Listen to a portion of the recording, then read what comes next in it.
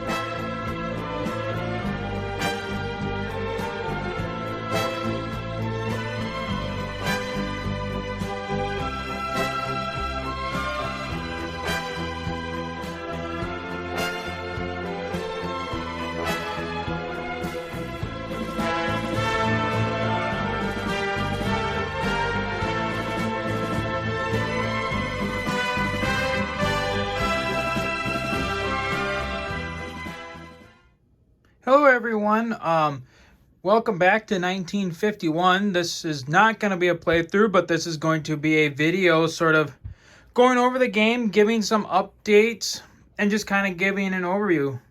So as the previous little intro showed, the basis of this game is based on the idea that in the early winter of 1950, when China enters the Korean War, their attack against the UN forces is way more devastating than it actually was.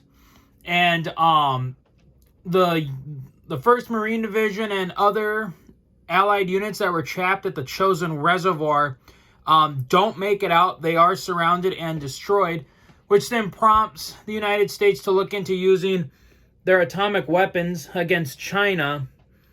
And by the end of January 1951, they do use atomic weapons against Manchuria, which then prompts Joseph Stalin of the Soviet Union. He decides that he is going to come to the aid of his communist brethren in China and North Korea, and thus begins the backdrop of our game for the Third World War. So this is kind of an overview. So obviously overview of the map. North America, South America is all neutral. You got Africa, which is still mostly under European control. Most of the African nations, they since their home territory is part of NATO, they are grouped up into the NATO forces as well. However, countries like Libya and Egypt, when they broke from the European empires, they chose to distance themselves from the mother country. So they're neutral.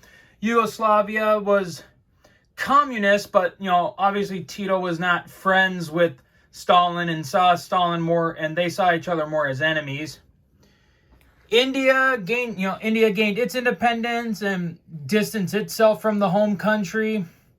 Indonesia also went neutral between World War II and Korea, and they distanced themselves from the home countries, minus this little strip up north in Borneo that the British still held on to.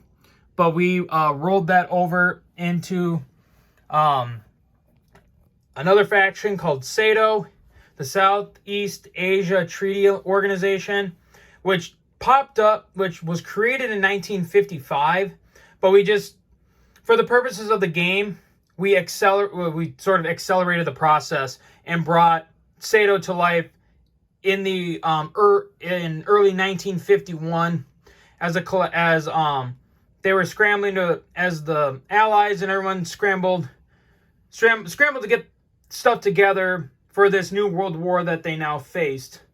Over in the Middle East, we have Israel. We just kind of put that under NATO control because Britain still owned this side of the Suez Canal. So we just gave Israel to NATO. That is one thing about this game, that while Egypt is neutral, NATO still controls the canal because Britain still owned the canal at the time and it was not closed off.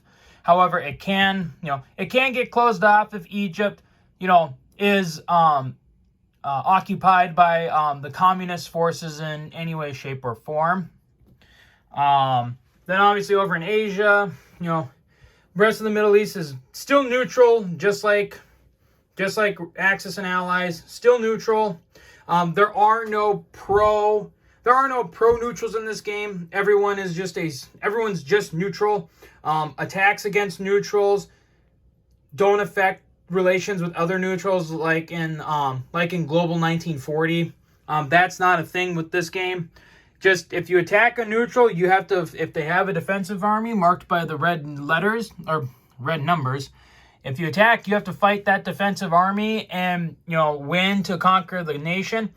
Or you can do diplomatic influence rolls once a turn to try and sway the neutrals over to your side. So overall, the game pretty much runs. It's almost like, I'd almost say it's almost a hybrid of kind of a hybrid of gameplays from Global 40 or Axis and Allies 1940, Global War 36. Just kind of teetering with some of the same gameplays and stuff in there. The objective in this game, kind of like 1940, the communists have to take victory cities. They have to hold 8 victory cities on one side of the map or the other. So like for the communists, Russia has Moscow, Stalingrad's hidden in there. They got Warsaw. They technically have Berlin, even though there is the small Berlin pocket defenders there. But those are usually destroyed within the first turn of the game anyways. So, yeah, they don't last that long. And then pretty much, and then they got Leningrad up there too. So they start out with, 1, 2, 3, 4. They start out with 5 victory cities. So they only need to capture 3 more, whether that be Cairo, Rome, Paris, London, or if they get over here to Ottawa or Washington, D.C. Like, those are sort of the victory cities on that side. And then over here, China starts with a small number. They have a victory city here. Chongqing. And then, obviously, they also have Shanghai. Peking is the capital in this game because that's where China moved their capital. Once Mao took over, they moved to Peking. And it wasn't until about the late 80s that they actually renamed it to Beijing. And then the Taiwanese forces are rolled under the Sado Arm too. So the Taiwanese have a small force in which to combat the Chinese. And really in this game, and I'll explain later with like the China video, China's very much a land power at the beginning of this game, not so much a sea power. So that's something that the communists in a whole with Russia and China that they kind of have to contend with in the early parts of the game, is that they're not really a naval power. So they have to worry about all the naval forces that the U.S. has here in the Pacific, and even some of the ally, like Sado has some units here. And then, you got over in Europe, like Russia's a decent naval power, but there's still some vast allied fleets out there. We got, this U.S. 6th Fleet, which is, right here, a token force. And then up here around Great Britain, you have this naval task force. But we'll go more into that as we go. So that's sort of the objectives, and gameplay is the same as every game. You purchase, make your combat moves, do combat, non-combat moves, deploy, collect income. Obviously doing technologies, doing some like technologies and diplomatic influences and everything. We'll go more into this, into like the research and development in a later video. But so overall, this is sort of the overview of the new map and the game in of itself. Like I said, I'll kind of go into more detail with each with each faction in the coming days, just to give you guys kind of an idea about it. So, until next time, guys, take care.